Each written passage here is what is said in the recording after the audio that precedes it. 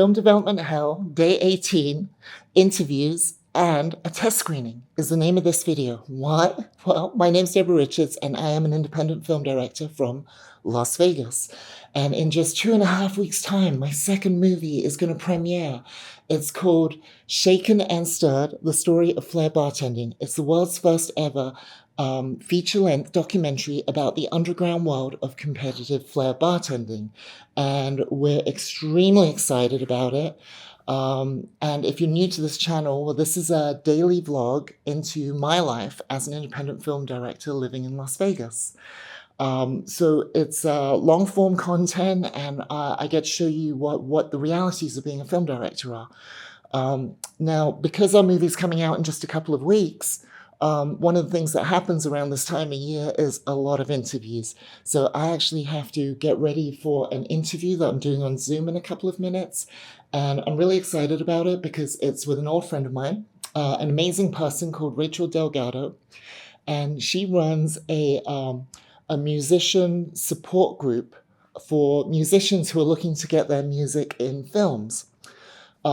Usually when a band writes a song for a movie, or when a group of filmmakers license a song for a movie, that's called sync music, or it's also known as a needle drop. And which is different from a score, which is what the composer writes for most of the music, right? And so Rachel's podcast or support group is literally for musicians who are really curious and want to know more about how to get their music into movies. And I love her format, and I love this podcast because I've actually been on it twice before, and some of the musicians that I met on it previously have had their music in my films. And I like it because a lot of the interviews are the same questions again and again and again. And this one is different because it's literally aimed at musicians. So I'm really excited about that. And then another thing that we got going on tonight is actually we're going to a test screening. Patrick, my business partner, and I are going to a test screening of P.T. Anderson's new movie, which is very exciting because I'm a huge fan. And after the movie, they'll give us like little questionnaire thingies, and we'll write some notes. And that's a test screening for P.T. Anderson's new movie. So that's really exciting. And there's a whole bunch of other stuff that's going to happen in between. So buckle up. Welcome to my channel. And I got to get ready for this interview real quick. So let me set you guys up. I don't have my usual MPS mug. I should maybe order some. I got a. In time for you guys. I got a snowman because we never get those in Vegas. Oh, nice. So I was hamming up for the camera. That's a good size too. Yeah. Welcome everybody. Let me see everybody's beautiful faces. Okay, I don't see anybody's faces, but it's all right. I see your face. I see your beautiful face, Debbie. Hi everyone. Thank you so much for being here. Everybody, we're welcoming Debbie Richards. Give it up for Debbie Richards. Giving it up for you, Debbie. So I just want to say thank you, Debbie, for being here, for being part of our community, not just giving us your knowledge and your wisdom, but actually being an engaged member of our community. Thank you so much for doing that and for being here. How are you doing? I'm doing great, thanks. It's a beautiful day in Vegas, and I'm so happy to be here. Excellent.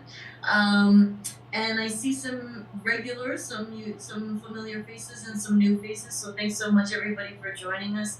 Not in my usual spot. I see Anthony with his MPS mug. Thanks for presenting.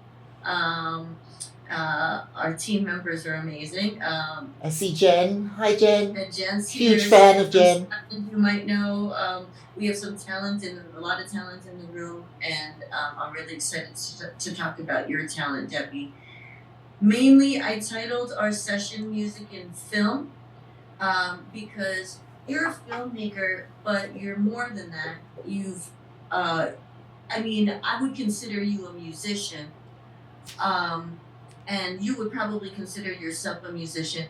So let's just briefly talk about that for people who maybe don't know you, or maybe are still getting to know you a little bit.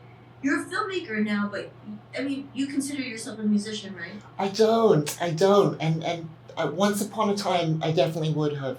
So to give you the quick elevator pitch, right? I'm a writer, director, editor, VFX artist, colorist, producer, Jill of all trades. I've been working professionally for 15 years, and my second movie is about to come out. I've directed over 200 commercials. But once upon a time, when I was 16 years old, I started off as a musician, as a studio engineer, and that was at the start of the desktop revolution when sequencers and Atari 1040 ST sequencers with Cubase started. That was the first computer with MIDI ports, and so that kind of dates my entry into the world of recording, and at one point I was a professional musician. I was in a band, and we toured Europe, and we sold a few thousand records in England, and we were signed to a big label in England, and all of that came crashing down, imploded. Then I decided to become a bartender, and then that brought me to Vegas, and then some 26 years later, here I am about to release a movie about bartending. So that's the really, really quick short version. And while I do play piano and guitar and congas, I hardly ever touch my music instruments because I never really have time. I don't think I've touched my guitar in over a year, which is criminal because I love my guitar. I have an amazing Gretsch hollow body, and I've never had a relationship with an instrument like I do with that. It just feels like it's an instrument that just makes me feel like I play better every time I touch it. And that's hard to explain, but I'm sure all you guys know what I'm talking about, right? There's some instruments that just bring that out of you. And that's my Gretsch guitar. So I feel so bad that I haven't touched her in a while. You can't feel bad about yourself. You've been doing so many things. Oh my gosh, that's like such an MPS thing. Like, oh my. No, I'm just reminding people that yes, you're a filmmaker, but you have music sensibilities. You know what a DAW is. Yeah. You know with video editing. I mean, there's a lot of crossover there. But music itself, aside from the visual part, you do have some background there. And Of course. people to know Yeah, that. and I'm a very musical editor. I was actually the lead editor for EDC for like 6 years, the Electric Daisy Carnival in Las Vegas, and Life is Beautiful, and Outside Lands in San Francisco. So I've done a lot of, musical based editing, or what I call MTV editing, where you're cutting on the beat, you're syncopating your cuts to play against the beat. So yeah, I definitely have musical sensibilities, and when speaking to the musicians that I work with, whether it be score or for a promo or whatever, I do speak that language. So I can say, hey, this needs a coda at the end, or let's get a sound like a swell, or I have musical sensibility, which I think is Yeah. a good thing to have as a filmmaker. I mean, you can never have enough skills as a filmmaker, really. Hmm. I wanted to ask you about that when you say EDC, because I remember following you. I think you had some stuff on Instagram or something, but it just seems so amazing, your work there. Does that mean that when we see the EDC videos on YouTube, you edited those? Well, it's okay. So EDC is a very, very complicated event. It's like 500,000 people in 3 days. So over the 6 years that I was involved with EDC, um, a couple times I worked for different companies within that structure, because each year there's a little bit of shuffle, and sometimes there's personnel shuffle, sometimes there's different vendors, sometimes there's, so it's kind of been varied over the years, but it ranges from one of the things EDC promises all the artists that perform there is a copy of their performance. So one of the things that might happen is all those cameras of the performance are being fed into my desk, and that includes the onstage cameras and the helicopter and the people on steady cams and the drones. So a lot of stuff gets all fed in, and then me and my team are cutting that up and then archiving that for the artist to have. So it goes from that to another extreme end of some of my work at EDC would be they might have an electronic, an ENG crew, an electronic news gathering crew, who goes out there and they film like essentially skits, or like there might be a parade going through the thingy, and they film that or whatever. and then they need me to edit that on the fly so that they can put that out on the broadcast in between artists, because when they jump from stage to stage, not all the artists start and stop at the same time. So they need like little filler content in between those. And sometimes I've had to, get that footage that's coming in real time, edit it, and it's got to go out like super fast. Like I'll get a brief that, hey, this has to go out at 8:30 p.m.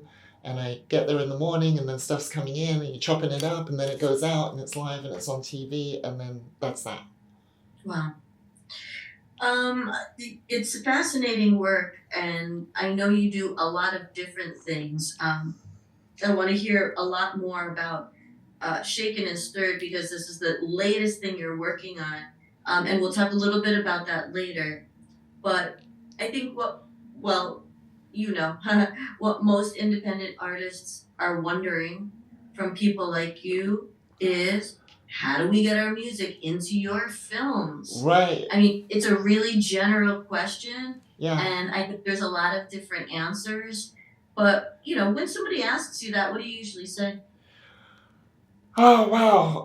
Well, first of all, I just want to point out that we have had some music, and I believe we have some music in Shaken and Stirred from musicians that I met in the last shebang bang we did. Yes. So here's a great place to start. I mean, yes. Look, the easy answer to it's the same answer that I really generally give to actors as well, because they're like, how can I be in your next project, or how do I get to work with you?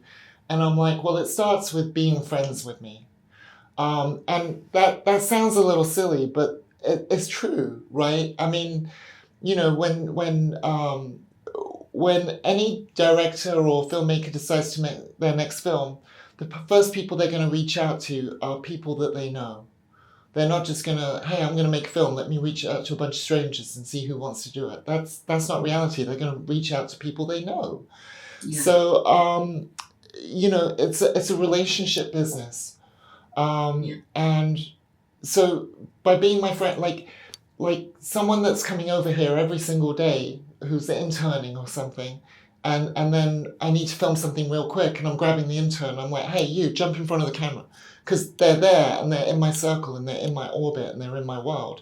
Now, some people say, well, hey, I'm not good at networking.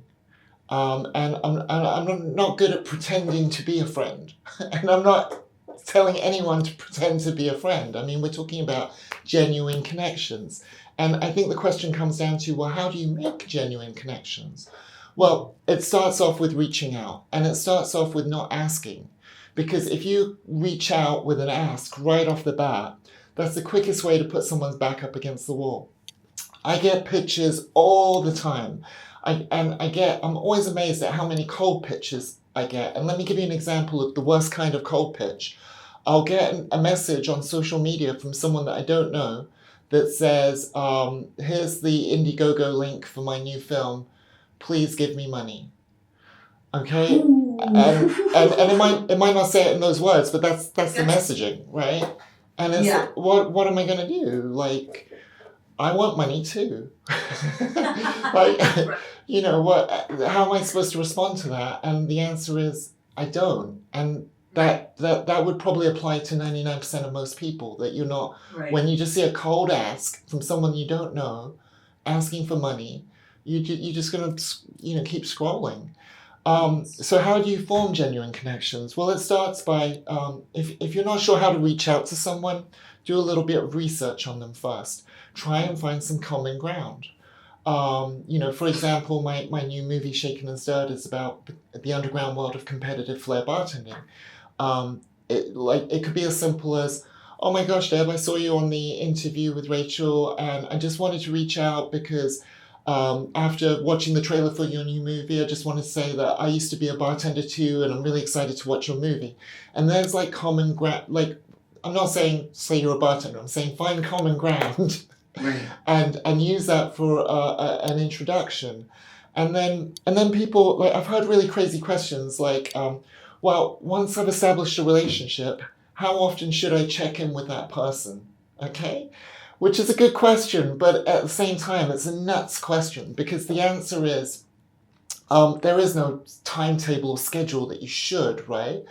But if I pop into your head randomly for whatever reason, that is good enough reason to say, hey, I just wanted to reach out. I was in this bar the other day and I saw people flipping bartenders and it reminded me of you and what you said on Rachel's, and I just wanted to reach out and see how you're doing. Though, Debbie, I have to interrupt you just for a moment, and just for my artists in the room here, I just want to say something extraordinary about Debbie.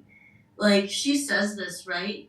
And we're thinking about it for us, right? And you're supposed to do that, right? But like every once in a while, I'll get a text from Debbie saying, "Hey, what's going on? Just want to know how you're amazing. Like, I just want you to know, just like a very kind little gesture, kind little reach out, and that's kind of rare, for somebody that like I like. Oh, this is somebody. This might be like a gatekeeper No, type. but we're friends, and that's the point. You want to cultivate a friendship. Yeah. And in practice, so I'm telling you all artists in the room, because like she's not just saying it, like you're actually like we're not best of friends. We don't know each other. We have a lot to learn about each other, but I can consider you a friend because Absolutely. we've talked enough to each other, and I can kind of safely text you and reach out. Hey, it's your birthday. Something like that. We enjoy each other's company and like each other's energy, and I've always had great interactions, and I always have a great time when I see you, which is rare, but I've always had a great time when I see you, and I'm really excited about seeing you at the premiere. And Debbie, what happens? What do you say to people? Like, what if we don't hear back though? What if not everybody is like you, and like, it's been like a couple of years, you just like do not hear back. We say submit and forget. It's like reach out and forget. Should we forget if we reach out and we don't hear back from them? I don't think so, because look, if you never heard back from them once, then maybe, like, if the very first time, like when people reach out to me for the first time, they're like, hey Debbie, I used to be a bartender. I just want to say I'm excited about your new movie. If you don't hear back from me at that point, then maybe a couple things. Maybe the message didn't go through. Like, say if it's on Messenger, sometimes the Messenger messages go to a spam folder and I never see them, right? So don't take someone not writing back to you as that's the end of the conversation. Maybe they didn't see the message, okay? Yes. Maybe they meant to write back but were so busy that they just didn't get a chance, and a billion other things came up, and now the moment's gone, and you're thinking, wow, they didn't want to speak to me. But I think if you never hear back from the first place, there's no reason why you can't reach out again the next time that something organically happens and you're like, hey, you were on my mind again. I know you never responded to my last text, but I just wanted to let you know that I'd love to hear how you're doing, or you just popped into my mind. I think the key here is genuine, right? Just be genuine. Yeah. Now, and I can't speak for everyone, obviously, but I try and respond to everyone. Now, there will come a point in my career when that becomes increasingly more difficult, okay? Because I recognize that someone at the top of their game, like say like Chris Nolan or someone, he's not going to even see your message. And not because he's not going to see it, just because, well, for starters, he doesn't have a phone, so probably bad example. But he probably wouldn't, like a lot of people at the top of their game, they have social media people posting for them. They get thousands of messages a day and it becomes unmanageable. But someone like myself who's early to mid-career, I say I've been doing this professionally 15 years, but I feel like I'm at the starting line. Okay, and that's a genuine assessment of where my career is. Like, I'm literally getting my career started after 200 commercials and 2 movies. But someone at my level, they read the messages and stuff. Like, let me give you an example. Someone said to us recently, when you submit to a film festival as a filmmaker, you should always post on your Instagram, hey, we just submitted to such and such festival and we're really excited about it. Because chances are the person running that festival, unless it's the top tier, but if it's one of the thousands of others, chances are the person running that festival runs their Instagram and is going to see that message. Mm-hmm. So you got to think that at the end of the line, even though you might perceive someone to be a gatekeeper, they're still a human being, and they're going through all the same shit that you are. Yeah. Wow. Thank you so much. Part of what has been coming up, we've been 4 years now with musicians peer support, and some of the same issues, but some issues are kind of evolving and maturing. And what we've noticed about where we fit in the industry, in the community, is that we really help people with their music, and from start to finish we help people on an advanced level, but we help people on a beginner, like all levels. And sometimes it can be kind of like an elephant in the room in terms of when somebody says, how do I get my song, my music into TV and film? I mean, the song that I got into one of your films, like, we worked really hard on that song. We recorded it and then re-recorded it. We I put my blood, sweat, and tears. Like, it was not easy to come up with that, and like to actually have that, and then to get it. It was the payback. I mean, it's so satisfying, but I think it's because of the amount of work. Now, that doesn't mean that, like, something that we didn't spend a lot of hours on won't get a placement. But I think sometimes we forget that we actually do have to work on that music and woodshed and like really hone in on our craft, so that when we send you something, it really is the best that it possibly can be. Well, sure. Can you speak to that? Yeah, absolutely. Actually, I just want to kind of rewind a little bit to say that the Yeah. other part of cultivating a relationship with someone like myself is, and I say this to a lot of actors, it's pointless cultivating a relationship with just me, hoping that my next film, like, I've got a guy friend who's an actor who's like, I want to be in your next film, and he's really close friends with me, but my next film is all women.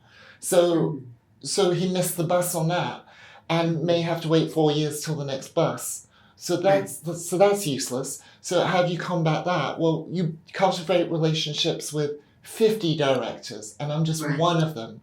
And if you're an actor that has a close relationship with 50 directors, you'll never not be working, right? And it's the same for musicians. But the other part of that equation is, if someone sends me a song, this is interesting. We have a music sync team, okay? Dawn Weisner is my music supervisor, and she has a team of 3 people, very talented, Beth and Miles, and they're very talented musicians, and they basically spend all their time finding music, and then when I say, hey, I'm looking for a hip-hop track, they're like, hey, we've got 10 of these, and they present them to me. So just cultivating a relationship with me isn't enough. Once you feel comfortable with a relationship there, and you're like, hey, I'd love to have some of my music considered for your next movie, could you please introduce me to your music supervisor? And that's the key, okay? Yeah. Because then I introduce you to my music supervisor. Now you're on her radar. She knows you as an artist. She knows you as a musician. And she will obviously put your music first and forward to me because I introduce you to her. But she will also do that to other filmmakers that she's working with. Right. So, cultivate a genuine relationship with an artist, and then the gatekeeper really is Dawn, because if Dawn's name is on the credits as music supervisor, and I picked all the music and all the music is rubbish, then she gets a bad rep. In the same way that if I cast someone and they do a bad job, then my casting director gets a bad rep. So while I have a lot of sway and influence, I have to let my department heads make those final decisions because it's their name on the box. So you have to cultivate the relationship with the artist, and then find out from the artist who their gatekeeper is, and then have that artist introduce you to that gatekeeper, and that's the pathway. Now to actually get back to your question, sorry, that was a bit of a detour. Well, before we get back to the other question, thank you for mentioning that. Dawn has a wonderful team. Ryan's here, who's on her team. I believe Hey, Ryan met on. Sorry, I just saw you. Oh, amazing! I'm so glad you're there. Yeah, and I don't want to speak for Ryan, but I'm pretty sure Ryan met Dawn through us. Ended up working with the team. Ryan is doing a fantastic job with Dawn's group. And others in the room, if you don't know, Dawn's got a group of her own. And so we want to work together and be in community with each other because of exactly what Debbie's saying. And then just as a very quick side note, right after this, I'm doing what Debbie is telling me to do. I'm having lunch with Dawn somewhere 55 minutes from where I am. I don't know where that is, but it's supposed to be somewhere interesting. Now I know that Ryan's here from my music sync team. I feel like this is a test, and that I'll be. No, Ryan's got his earmuffs on. So. I'm curious, Ryan. I'm really curious, Ryan. Would you concur with what I just said? Yeah, absolutely. I think that it's building up those different relationships and finding the right people. And yeah, like if you work with the supervision team, like you said, there's only so many opportunities when the movies are actually produced and done. But the music supervision team always has different projects that are going on. So it's like avenues, new things. Absolutely. And I'm so glad you're here, Brian. Sorry to interrupt. I just want to say I'm so glad you're here. And Ryan has been an integral part of our music team and has done an amazing job. Oh, that's so amazing to hear. And, just thank you, Ryan, for that. And just to speak to that, hanging out with all of you all here, that's exactly what we're talking about. Because Ryan, has his associations. He's on that team. Just becoming a friend, it's, try to be Ryan's friend because he might think of it down the line, when Debbie comes to Dawn's team and Ryan happens to be on it. Ryan thinks, oh, I remember that song from Rachel from back in the day. That's perfect for that. And Debbie, what you're saying about, knowing 50 directors and being friends with 50 directors, I mean, it's win-win, really. You can't really, you're gaining friends. Mm-hmm. You're widening your community and your circle, but then also it's work. It's like potential work, but it's also you're just like getting artist friends to be friends with. And it only takes one person to change your life. Yeah, really, really great. And yes, thank you for that. And I did want to talk about that quality, the quality of the music. Yeah. And you can't just you have to work on it, and I know some people are really, really good right away, but I kind of have this thing in my head where I've been doing this a really long time. You can't you have to work at it and kind of hone in on it, and you don't want to just kind of throw something together. You do want to put your best foot forward. Well, I feel that the music supervisor should kind of play the role of a bit of a coach as well. And I feel, and I can't really speak to this because I'm not a music supervisor, but I know Dawn very well, and she's a very giving and generous person.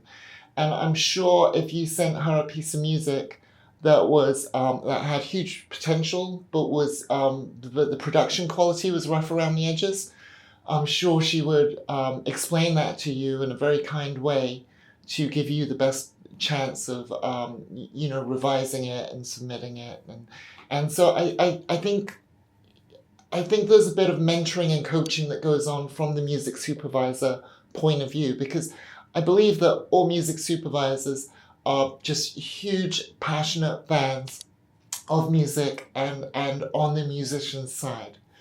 So lean into that. When you do get to have an opportunity with a music supervisor, ask them honestly, hey, I'm so glad you like the music. What do you think about the production? Should I do this? Should I do that? Because they'll know. They'll have a better feel for it than you or me. Mm-hmm. Yeah. Do you think artists should be writing to a trend, to a scene, something? No, absolutely not. Write what's in your heart.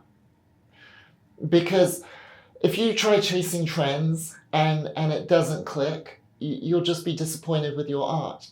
Whereas if you write what comes from you as an artist, no matter where it goes, you'll always have that experience of writing what came from your heart and enjoying that process and enjoying your music and enjoying your art.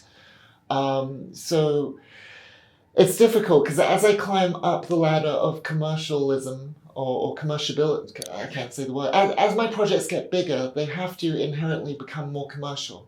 So I have to take commercial considerations into account. But I think if you're writing music to get into movies, I mean, I think one of the songs that has been the most successful in movies of all time was by Mazzy Star, right? The I can't Fade remember. Into You. Fade Into You. Thank you. I was going to say Fall Into You. Fade Into You. Okay, beautiful song. It's been used in like 50 movies or something. I guarantee you, when she wrote that, they never ever thought let's write something for movies. They just wrote what they felt, and that is gonna, if that connects with people, then a filmmaker is gonna want that. And it's really interesting because what you think of the vibe of the song or the vibe of the track versus what the director has an intention for a scene can be very, very different. Because I could show a very, very sad scene accompanied by happy music because I want to make the audience feel conflicted about something. But when the musician is writing that happy song, they might be thinking, oh, this is going to be great for happy scenes. So it's really the combination of the music and the visuals that creates a third new thing. Okay, and so you're adding your flavor as one of the paints on the palette for the director to then dip their brush in and create what it is they're creating. So don't ever chase a trend. Never. Also take everything I say with a huge pinch of salt, because I make 5,000 decisions a day and I get 4,000 right, and I'm cool with that. But I don't think you should chase a trend. Yeah. Yeah. And really great metaphor there with the ingredients, because if you're just thinking about something like, bread, like flour, butter, water. Like butter doesn't have the elements of the flour in it, and flour doesn't have the elements of water. They have to be three uniquely different things to be put together to make the bread. So you're kind of giving us validation for being ourselves. Yeah, and it's an essential ingredient. I mean, it just, you guys all know, we've all seen movies, and the music elevates what you're watching, and it creates that third new thing by mixing the elements. Yes. So I just want to tell everybody in the room, questions are welcome. If you want to type them in the chat, or you can raise your hand, or you can respectfully unmute, I guess. It's a small group. Excuse me. So please feel free to ask your questions.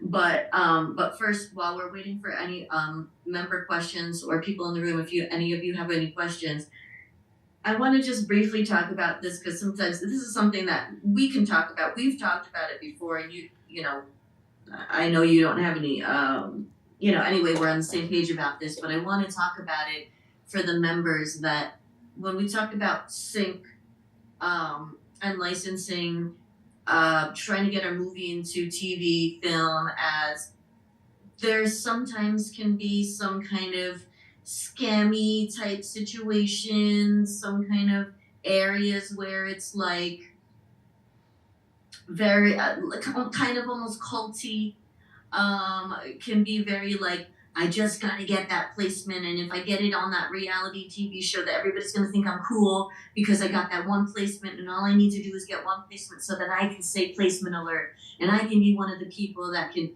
get, and it it has this a little bit of a there's an air about it that, in my opinion, kind of lacks that authenticity, or maybe it has some kind of transactional kind of vibe to it or something. Are you familiar with that? And if you are, how do we avoid that? How do we try to still be successful in sync, but without having to kind of go where the herd always goes?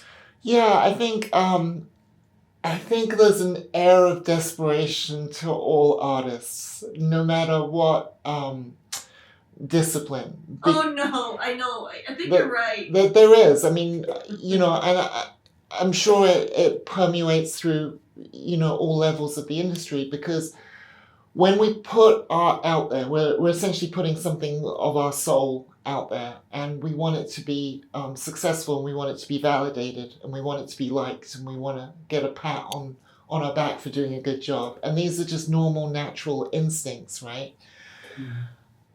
So I think, where was I going with this? I think it's just natural to kind of have that. But the important thing here is that, and there is a lot of scams around anything to do with the entertainment industry, because all the scams are predicated on our hopes and dreams.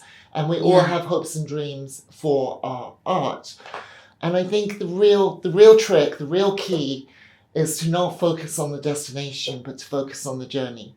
And in fact, just before this interview, I was talking to my sister, who's I speak to daily in England, and I've been going through a rough time lately because the movie's about to come out, and everything is, there's a lot of pressure and a lot of things that have to happen.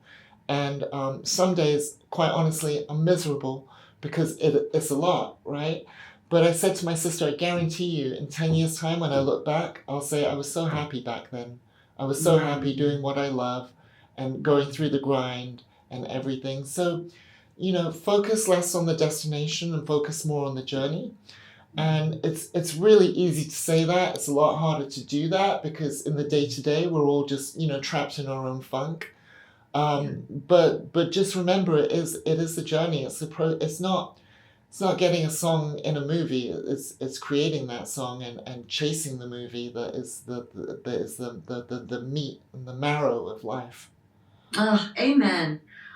So well said, and that's what we're here for at MPS. And I think that is, especially our Patreon program is like every week showing up for each other and for artists, saying, "Hey, you're doing the thing. You're showing up. It is not easy to live this life, and try to stop and smell the roses, because you don't want to look back on your life 20 years from now and say, where was any of the satisfaction I had?" It's like, so thank you for that. Yeah, I mean, it's the way you say it, it's like everybody needs to go to your YouTube channel and check out that helpful information, because that's really part of you got to mine for it, because it's surrounded by a bunch of garbage. Exactly. So thank you so much. What a great resource we have, and I'm just so grateful that you're here, part of our community. Like I said in the beginning, it means so much to me to be learning from people who are working in the business. And I tell people, like new people that I meet from the industry and stuff, like try to explain to them what we do, and it's trying to get people like you, who are functioning, working people in the industry, to just tell us what you do and what your insight is, so that we can learn from you and grow together. So thank you so much for that. We'll give you 2 rounds of applause. One right now. Everybody, please give it up for Deborah Richards. Thank you so much for being here. But Deborah, before you leave, any other last kind of comments, any advice for the people in the room, kind of thoughts or any kind of words of wisdom for the greater good of the group, greater good of the world? I mean, the guys, this is going to sound generic. It's all stuff we all know, but you meet the same people on the way up as you do on the way down. It's nice to be important, but it's more important to be nice. So let's just all support each other and be nice, because you never know who you're going to be asking for a job for in 5-10 years. So I try to be nice to everyone. That's true. But I mean, we just need more compassion, more empathy, and more love in the world, because at the end of the day, love is the answer. Oh, I love it. Thank you so much, Deborah. Everybody give it up for Deborah Richards. I see there is one more question here on the table. Debelle, what you got? What's the question? Oh, no. No question? Saying bye? Okay. I'm just... Hey, okay. So everybody, check out on the Facebook event. Deborah's website is on there. But most importantly, visit the website, sign up. Most importantly is to pre-order the film, and make sure you're following the film and supporting in any way you can. And then also following the YouTube channel and engage in that part, especially if you know people in film, send them her way. And just by the way, guys, just real quick pitch for the film. I'm really, really proud of it. It's a really exciting film. It's the world's first ever documentary about the underground world of competitive FLAIR bartending. So these guys and girls that we followed for 3 years, they are studs in the world of FLAIR bartending. And so I'm just excited for you to see it, because if you like documentaries, this is a good one. Yeah, I can't wait. It looks really stunning already. The trailers are amazing. Shaken and Stirred is the documentary, everybody. Please follow Deborah, but that's just one project. This is about the long haul. We're here for quite a while, hopefully. Yeah, and Many, actually many the YouTube is going to be like, because it's a daily journey. After I finish Shaken and Stirred, I'm starting work on my next movie, which is going to take 3 years to make. We've already been working on it for a year. It's a horror called Scissormouth, and it's a multi-million-dollar movie that we're either shooting in West Virginia or Poland next year. Whoa. But the YouTube, like if you follow it daily, you'll literally see over the next 3-4 years whether I successfully accomplish this or crash and burn. Oh, come on. We will successfully accomplish that together with our support. And also, I think it's really, really valuable for artists to understand what directors do and what people like Deborah does.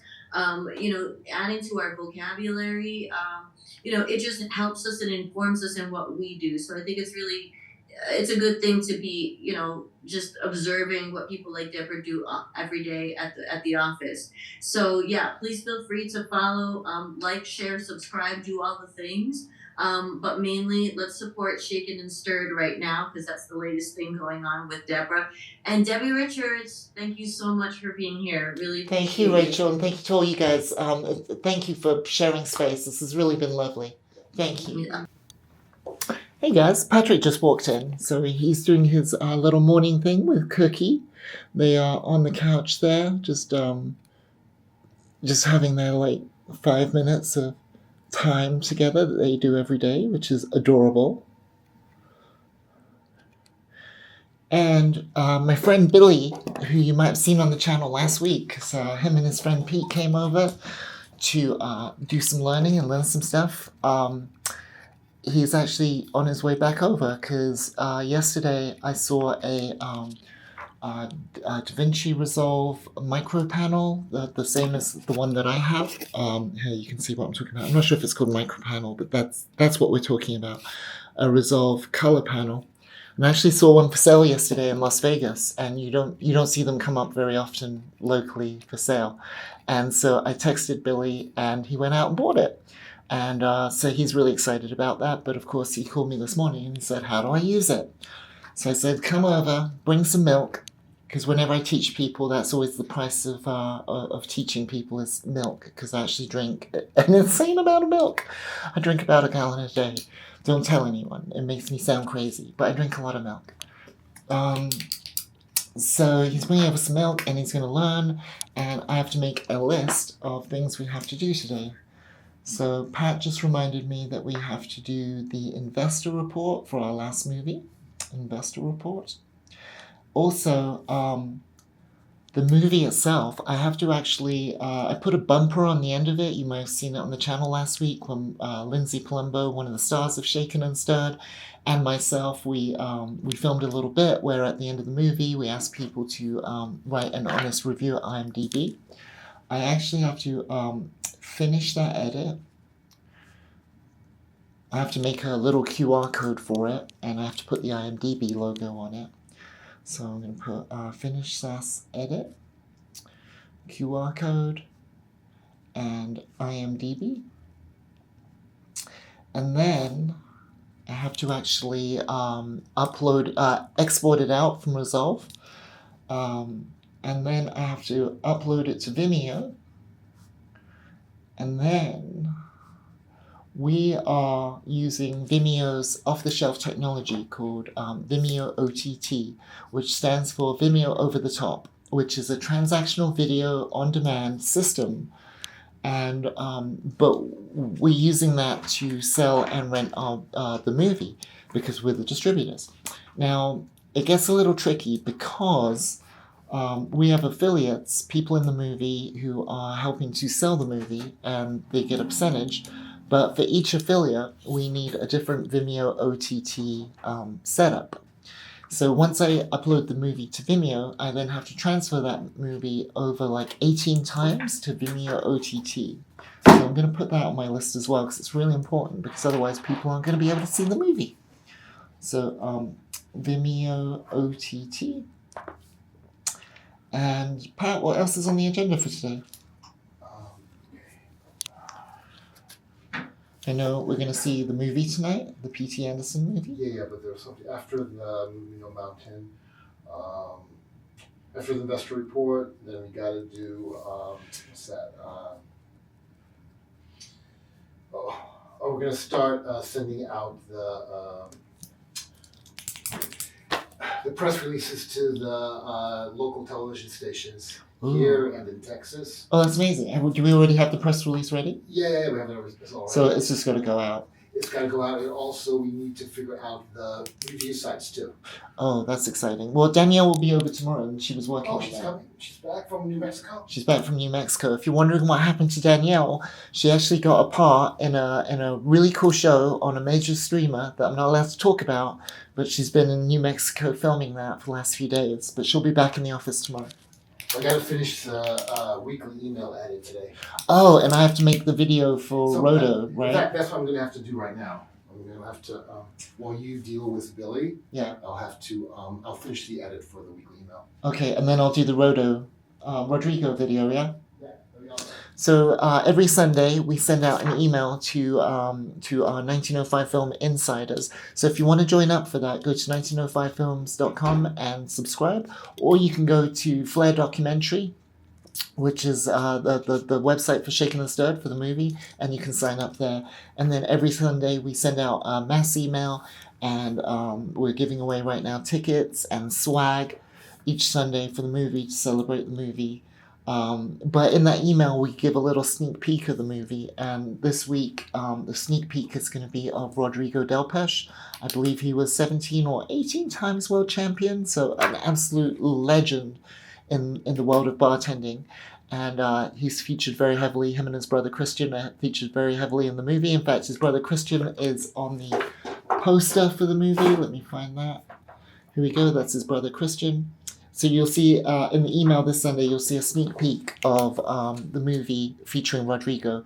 But I actually have to clip that from the movie in Resolve, so I have to go in, put a little bumper on the beginning and end with the boilerplate logo, and just chop it up, export it out, get it over to Pat so he can put it in the email. So that has to happen today. And of course, Billy is coming over to learn.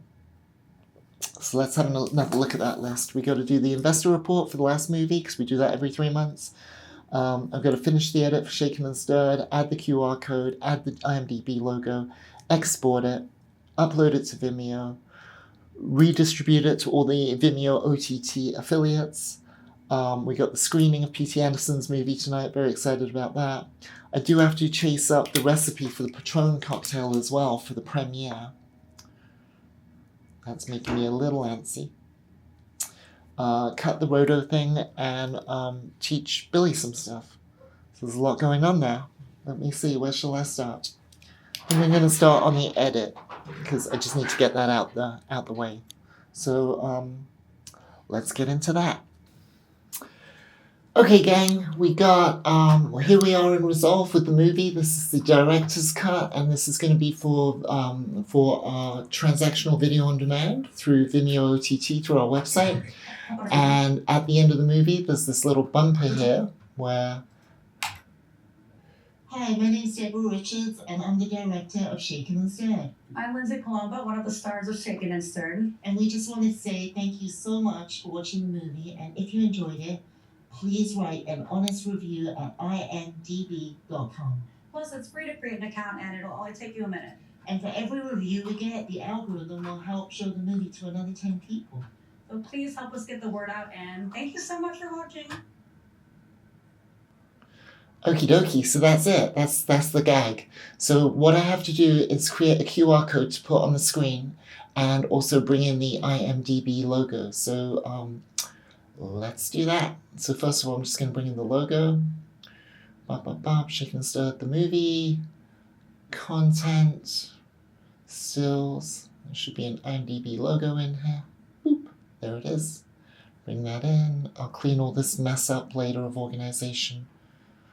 Okie dokie. We can bring that there. This track is locked, so we'll move that up.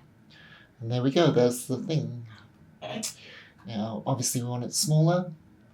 And let me just work on the QR code real quick as well.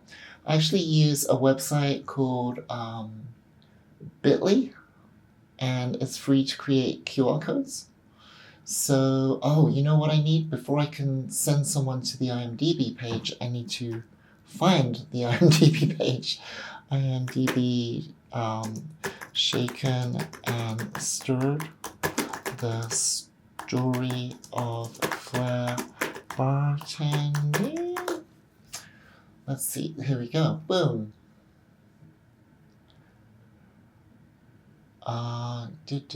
All topics. How do we write a review?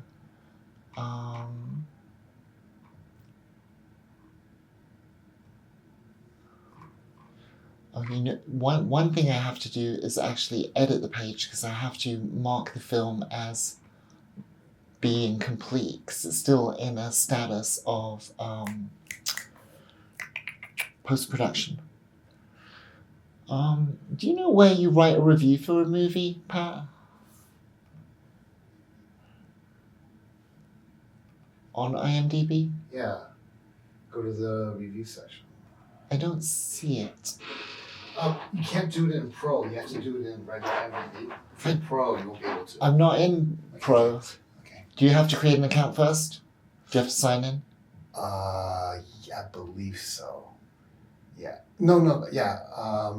No, anyone can write a review on IMDb, I believe. No, you have to have an account. Okay, but yeah, if you have an account, then sign in. But I don't see anywhere to write reviews, so I guess you just have to sign in and create. I don't think you can write a review until it's released. It's not released yet. Do you think it would be a different page than the main page? It wouldn't, would it? No, it wouldn't.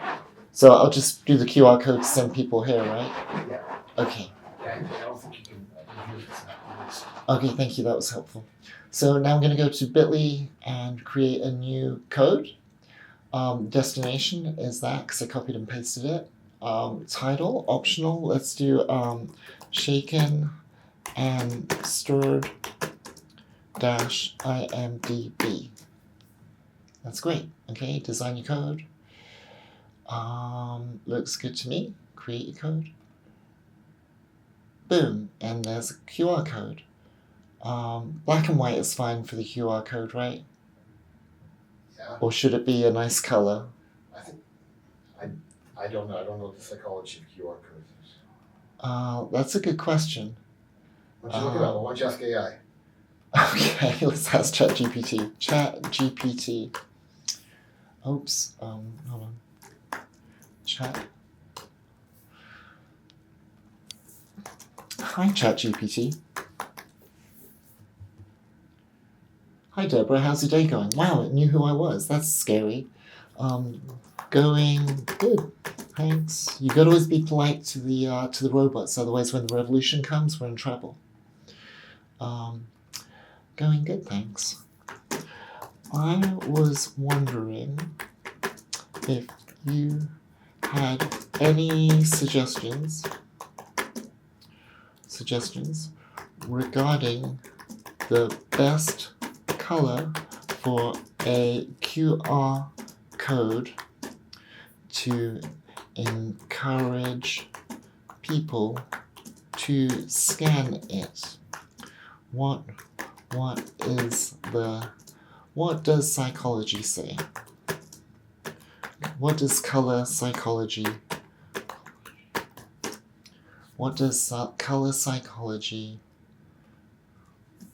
recommend? Great question. Color psychology plays a significant role in engagement, and the right color can make your QR code more inviting and attention-grabbing. Here are some recommendations. Black on yellow. High contrast and associated with urgency like road signs make it very attention-grabbing. Red or orange. These colors create a sense of urgency and excitement. That's really interesting because the main color of the movie is orange, and our other QR codes were actually orange. So I think we have our answer, make it orange. And that'll look good next to the yellow IMDB, I believe. So let's do that. Let's go back to our QR codes. Let's, I think what we want to do is, can I redesign it? copy the destination because I think I have to remake it. Cancel. Let's see, links. Where's my IMDB one? I don't see it. That's strange. QR codes. You know what? I'll just create a new one. Oh, why don't I copy it from one of these orange ones? Duplicate design. Perfect. Destination. Boom. Title. IMDB shaken. Oops. Shaken and stirred. Stickler for capital letters. Okay, design your code. Boom. I want orange. Excellent. Create your code.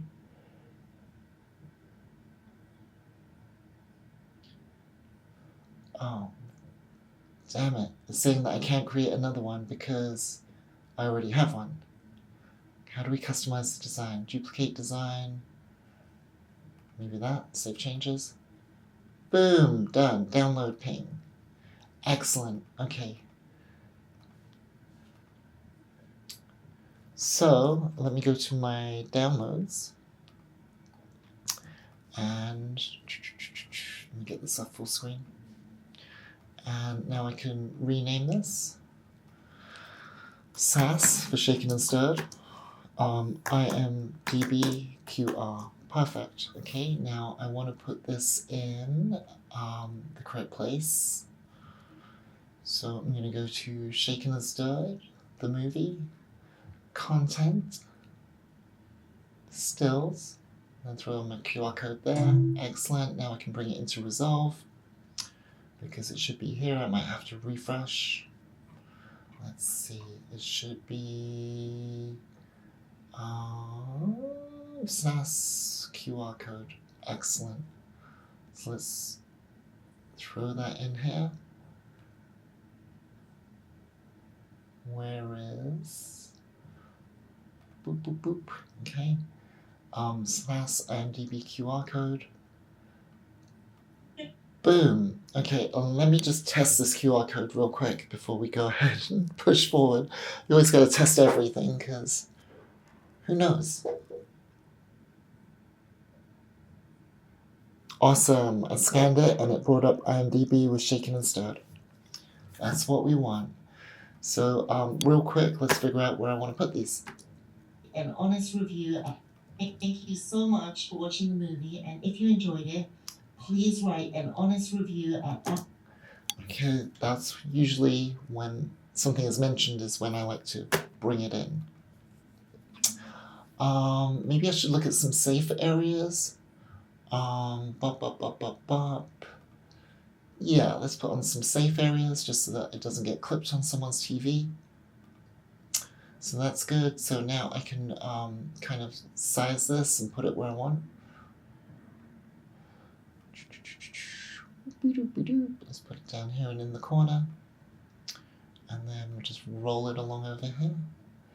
Oh, you know what? I could put it there and put the QR code next to it. Yeah, I think that would be best. Let's bring in that QR code. Oh, this layer is locked. So I'll just throw this on top of here. Enable that. Make it smaller. Let's get aligned. Obviously, it's got to be a little smaller.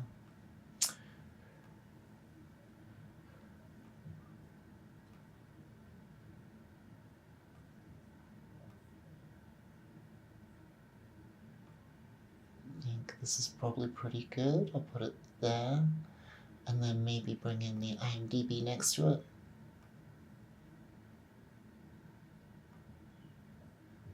Maybe make the IMDB a little bit bigger so it's the same size.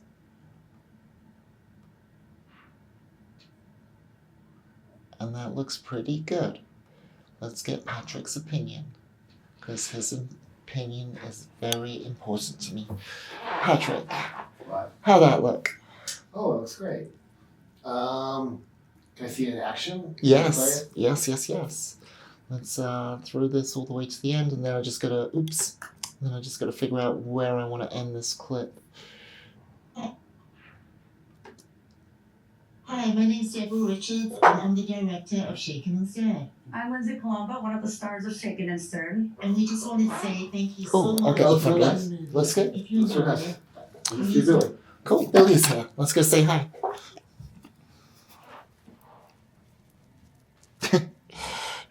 You turn the camera around. Hey, what's up? How you doing? Say hi to YouTube. Hey, what's up, YouTube? How's it going there? It's going great. How are you? I have your milk. Oh, amazing. Milk! And I have a friend. Oh, amazing. Cool, cool. Come in. All right, guys. How's it Okay. going? It's going great. Let me turn this off for a second and give you a huge hug. Hey guys, just to bring you up to speed. So we've just been chatting and we were just like getting so engrossed in the conversation that I was like, this is good stuff. We probably should record this. And now it's going to go off the rails.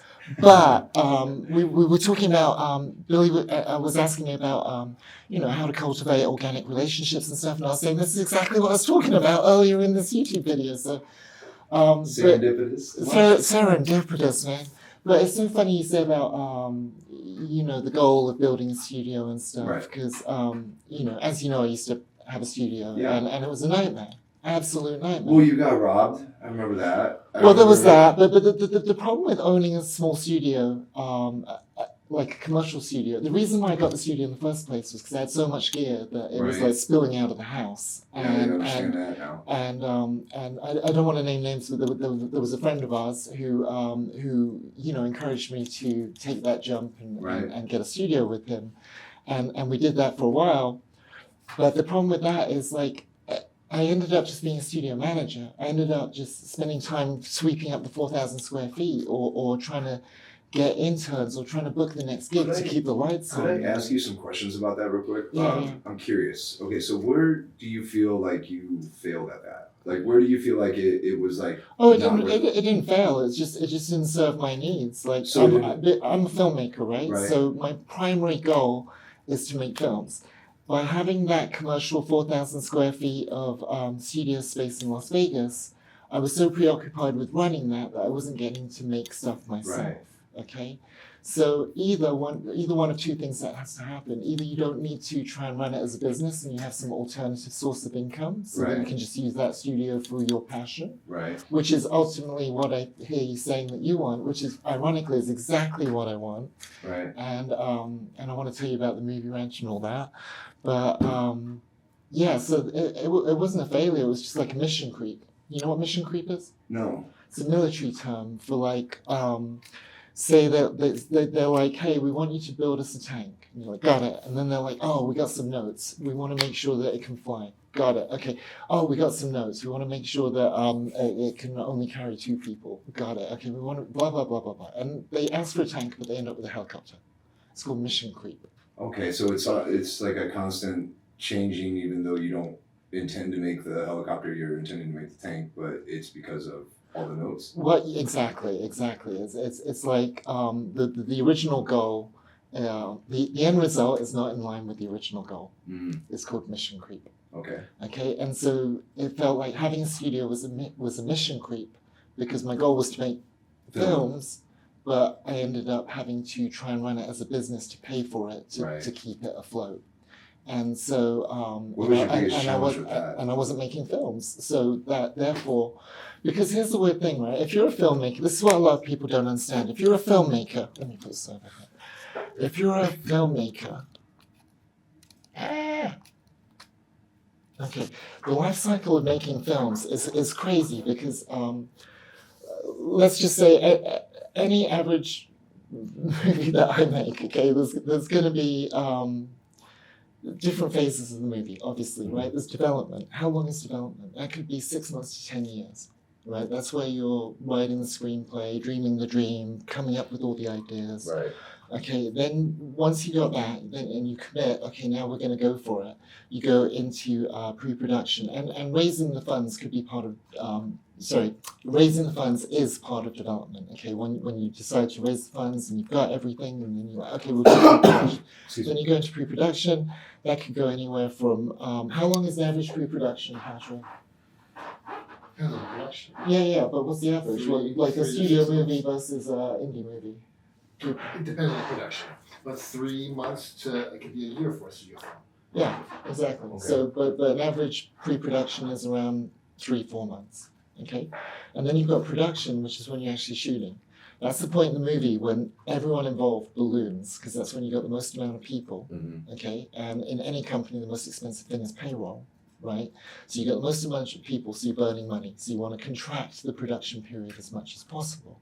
Okay, so like a Marvel movie might have a 3-month production schedule with a 1 month of pickups or something.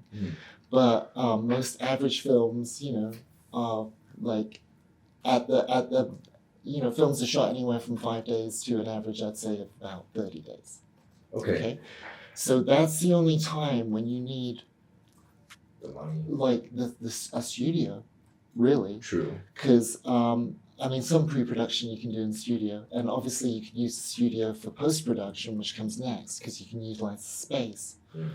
But for the most part, the development and the pre-production, you don't need that studio space. I mean, it would be wonderful to have it if you can afford it and just pay for it and not have to worry about keeping the lights on and paying the bills and everything.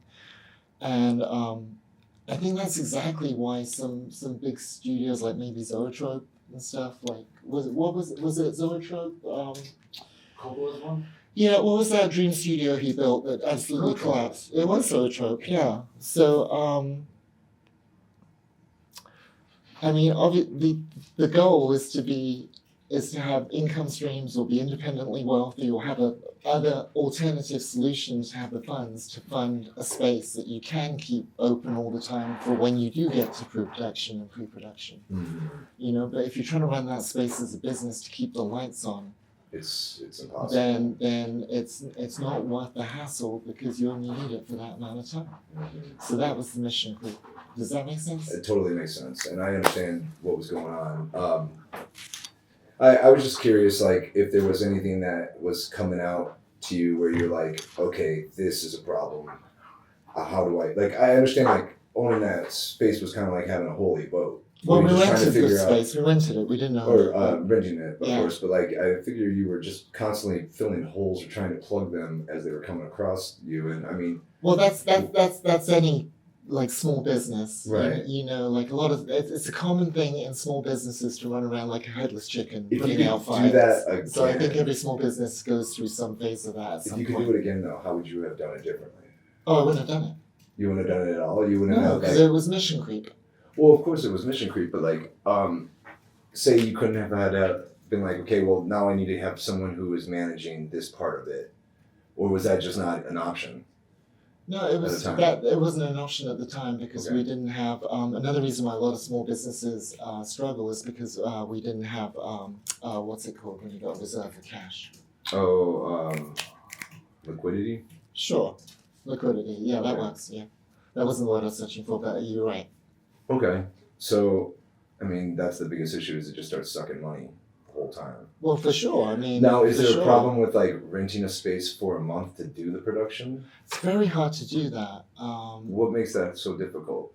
The people that rent out spaces don't want to rent out for a month, and also there are a lot of costs involved Okay. with you having to do that, such as legal registration. And this gets into more kind of producer territory, but things like you need a commercial license for your internet, you need a commercial license for your You This is insane. Yeah. So that it makes it like you know that just outside the window. Let me show everyone. This is crazy.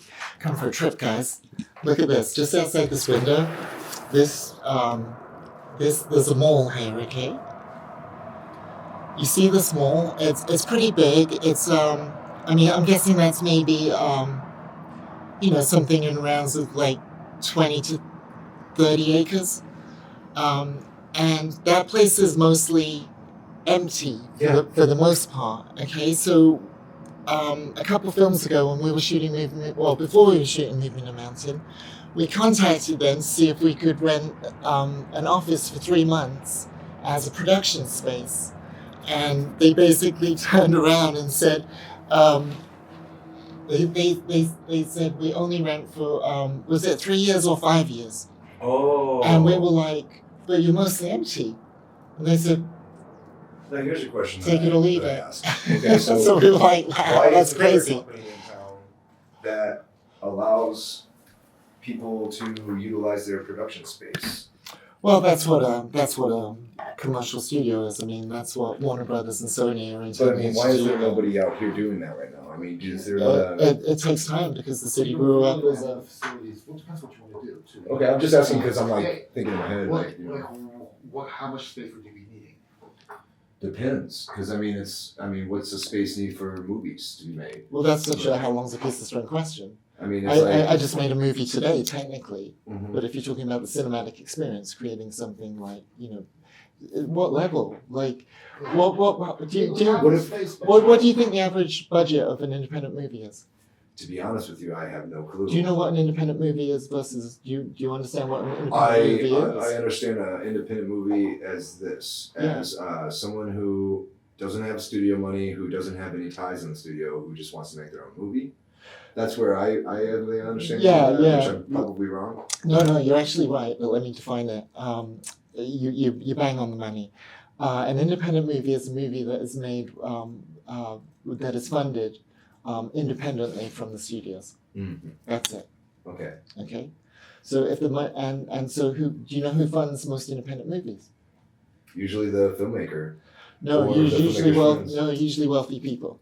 Okay. Okay, and I think when I went to film school, like, oh my gosh, it's so long ago now already. Don't say it because I'm gonna feel old. I remember before you were in film school. The number one source of independent film financing was Midwest dentists at that time. It was a statistical anomaly that year, but that is factual. So basically, independent movies are funded mostly. The majority is funded by wealthy people. Right. So, what was the question? Oh, that Just the that's difference between independent and independent versus and- studio. and There we go. studio, yeah. I got it back. Okay, so and the studios, there's only like half a dozen. Okay, Right. so there's an insane amount of independent movies that come out. Okay, now I guess independent movies cut into two categories, like with union or without union. Would you say that's right, Pat? Well, Like in terms of like independence, either a SAG or not SAG, yeah. Right. right? Okay, and I would say, speaking off the cuff, in America, generally, the average independent movie without union is probably in the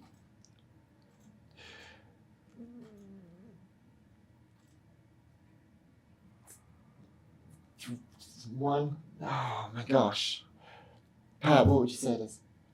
What? We're in here. Huh? We're in here. Oh, I was saying the average budget of an independent movie made in America without union. What would you say it was? About? 100,000? I would say it was about $100,000. Yeah, about probably.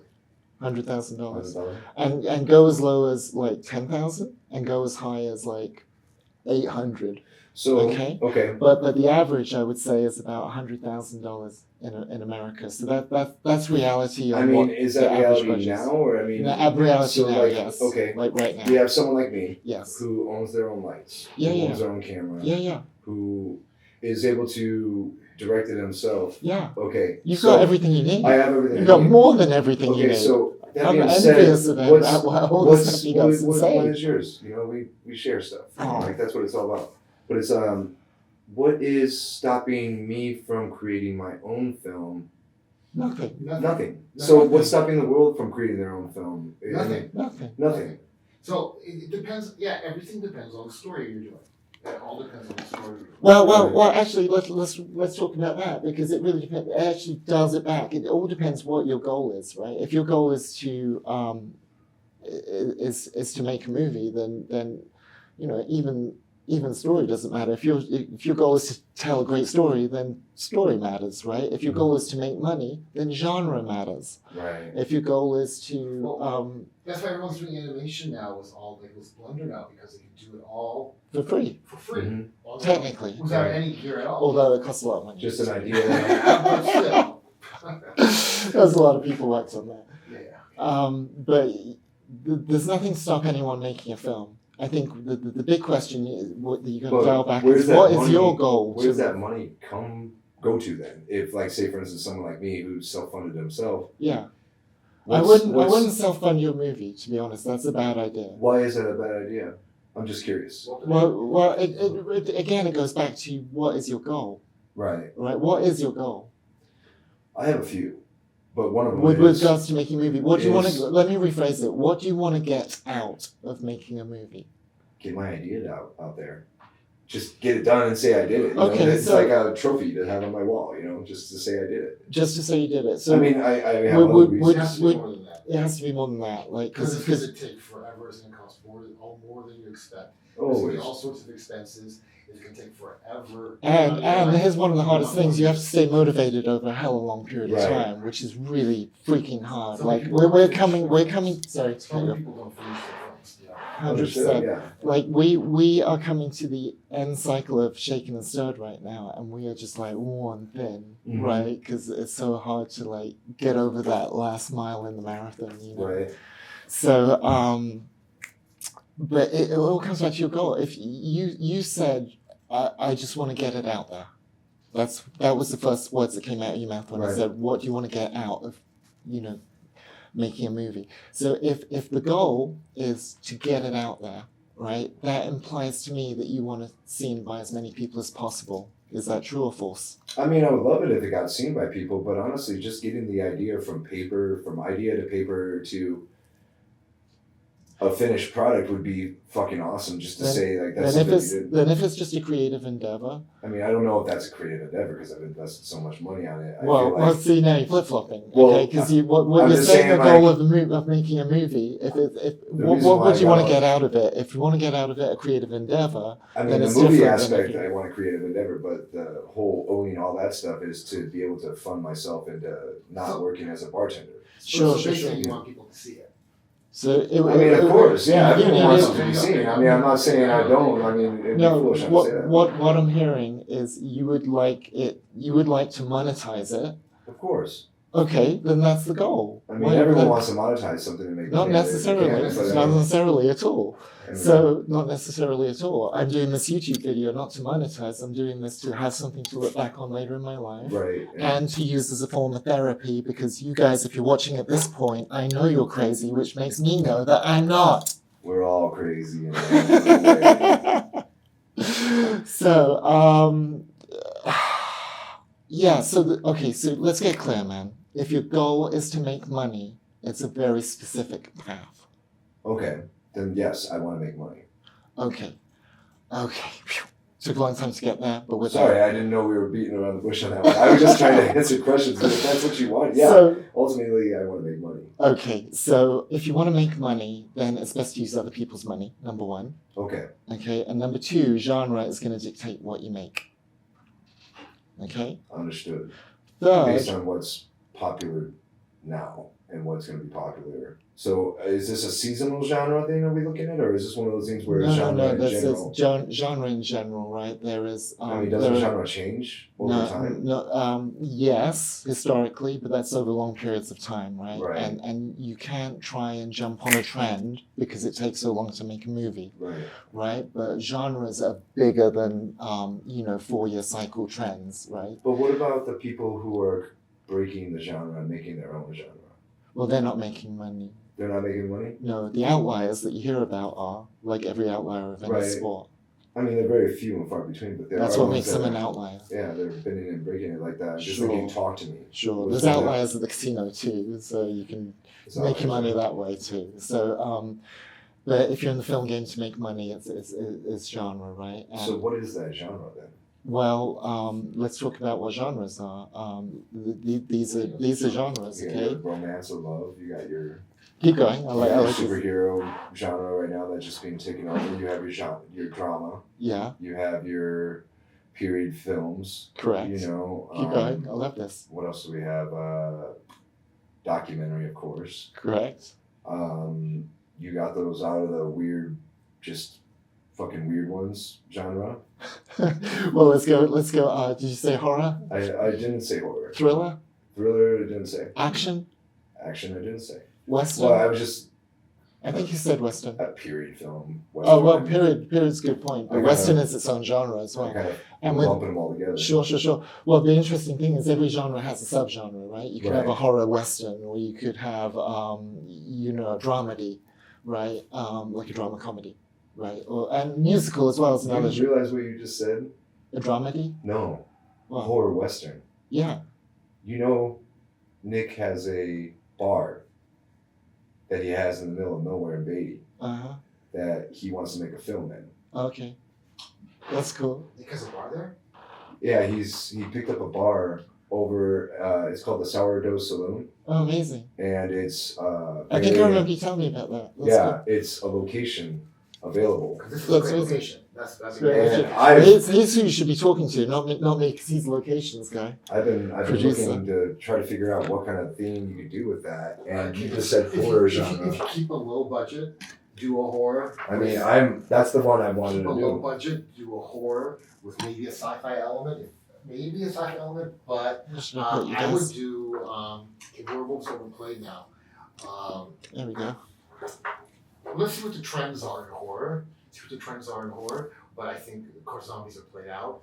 But who knows? Maybe 28. What about So aliens? let's jump back to Sorry, I didn't mean to. Let's let everyone that No, it's good that you told him about the location because Yeah, that's we need locked to talk in his about that mind, later. and Pat's Because amazing at locations and It's stuff. old western looking. So Sorry about that. I didn't mean to distract you. no, it's cool. So the most popular genre, well, it depends at the budget level. Okay, I'll tell you what isn't in. Okay, what doesn't work. Drama. Okay, the only way you can do drama is if you have big names, and if you have big names, you need more money. Okay, so that makes it more difficult. Mm-hmm. Okay.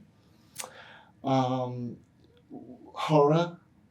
Well, it's really weird. If you talk about global, okay, family animation. This is like the top 5 in no particular order. Okay, family animation, horror, thriller, action. That's probably it. Thriller and horror, in my mind, are kind of the same. What's the defining difference between the two?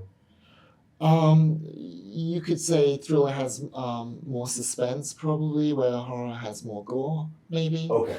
Maybe. You could also, I think there's more clinical explanations of that. I don't want to bother him. But that's a general. There's more suspense in thriller and there's more Okay. gore in horror. Indie. Okay. Okay. Action is probably the biggest global Right. with family. And that doesn't need a big name to carry it, but they usually do, right? Needs huge budget to carry it. Where's the budget go? The Like take stunts? a Marvel movie. Okay. The That's an green action screens and all movie. that. That's an action movie. It's on its own thing. I feel like they've created its own genre Superhero. Well, you could say superhero. Superhero Sure. movies. Is a But it's- subgenre of action. of some. Okay. Yeah. So now how many pillars of movie do we really have? I mean, we have Well, action. that's like academic. You can kind of like that's like, but you've got horror, thriller, drama, animation, documentary, western, comedy. Did I say comedy? Yeah. Romance, musical, Okay. war. Or yeah, that's big. So that's the genres. Okay. Yeah, I would say broadly defining, right? I mean, Right. If you're a film buff, if I'm wrong, comment down below because I'm often wrong. But Makes sense though. I mean, there are about 10 main ones. yeah, I'm here to learn as much as you guys. So if you want to fight about it, call me. But if you want to comment on it, just write down below. So should we get some color and stuff? I would love that. Okay, so just to cap that conversation, because we can table it and come back to that. But if your goal is to make money independently, use other people's money, pick the right genre, and the right genre for in the $100,000 pocket is going to be. Repeat that question. I just zoned out for a second. Yeah. It's okay. Say it one more time. Okay, let's see. Try that. So, The most popular genre to go in as an independent yeah. Okay. director would be. You wanted me to answer that question, right? Yeah. What genre do you think would be the best genre? Horror. Yes. Because I mean, it's Yes. mostly gore and it's like simple scenarios, and it's usually like it doesn't have to be very. I mean, the best part about horror is you can do it in one room. Well, the craziest part about horror, there's two really interesting things about horror. One is that it transcends language. What's funny in Russian isn't funny in Japan, Japanese. in Japan, in Japanese. And what's funny in America isn't necessarily funny what's in China, maybe. Right. So, but horror transcends language. So that's really the reason why you can reach the widest possible audience. Because in order to make money, you have to reach the widest possible audience. Mm-hmm. Okay, it's simple as that.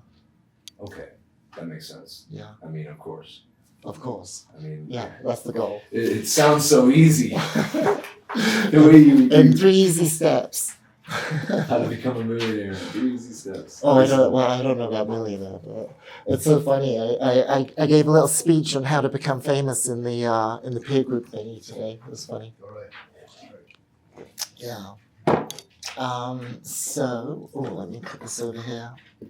So here will end the first lesson. If your goal was to make an independent movie, the big takeaways from today that you need to know as my friend is 1, use other people's money, and 2, and we can dig into that later, but we're getting clear on our goals, and 2, it's going to be horror.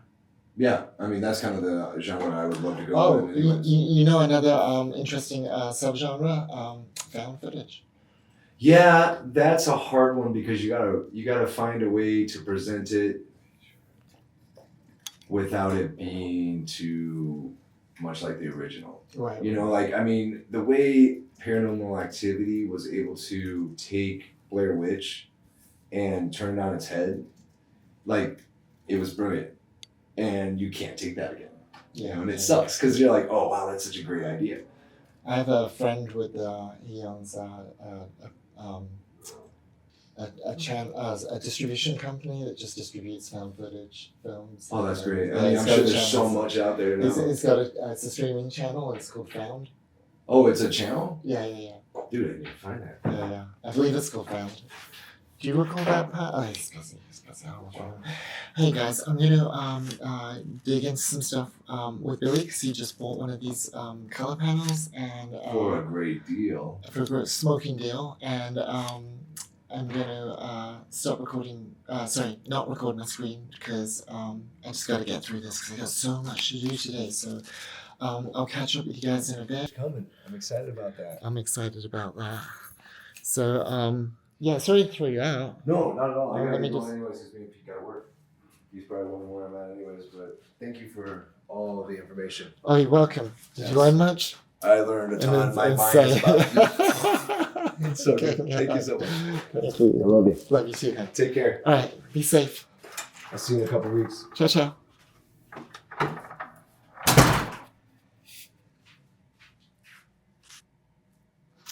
So there is so much to do. Oh my gosh. I wasn't expecting to take a couple hours. But I'm really excited that that friendship is going great because I haven't seen Billy in years and we recently reconnected and I miss the guy. Do you remember where you worked together? When you bartended together? We never bartended together, Oh, okay. but we moved in the same circles. Did he FLAIR too? Yeah, he's a FLAIR bartender. He was telling me. Guess what he was telling me earlier that I never knew. That his roommate until 2020 was Flippy.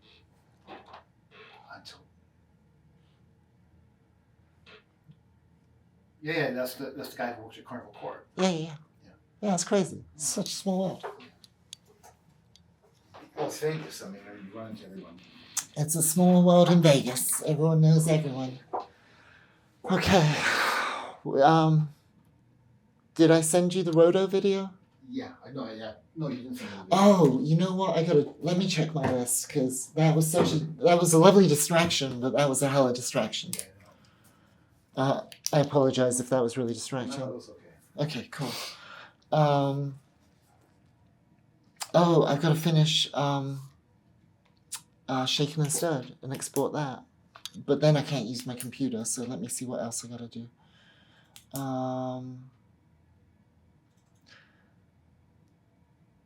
Okie dokie, got it.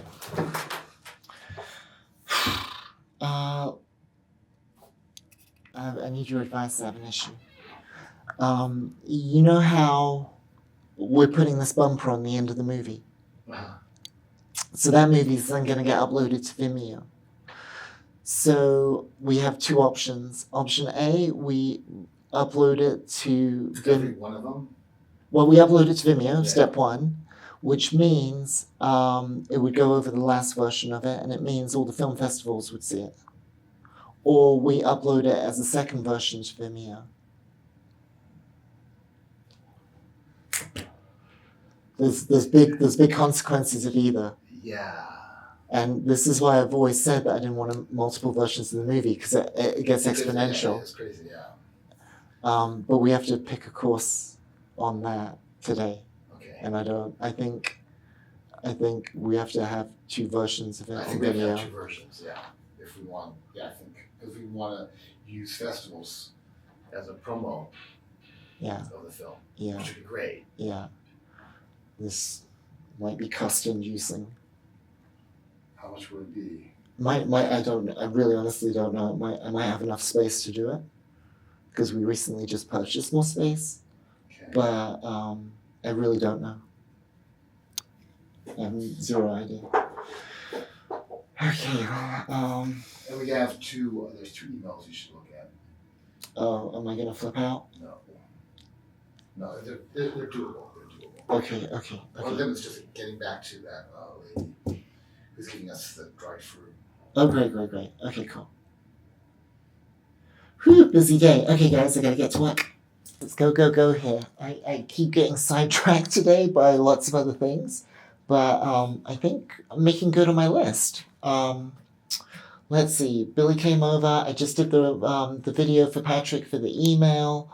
Right now, the computer is exporting Shaken and Stirred for the TVOD with the bumper, so that's exciting. I did the QR code, I did the IMDB thing. Let's see what's next. We still got to go to the screening tonight, the special screening of P.T. Anderson's new movie, so that is super exciting. What else do I have to do? Oh, okay, wow, this is very fitting. I have another interview coming up in a couple weeks' time, I think, on the 20th with Joanne Butcher. And she is a consultant for independent filmmakers to make movies. And I'm a former client of hers and a good friend. And so she's asked me to be on her show, I guess, her podcast.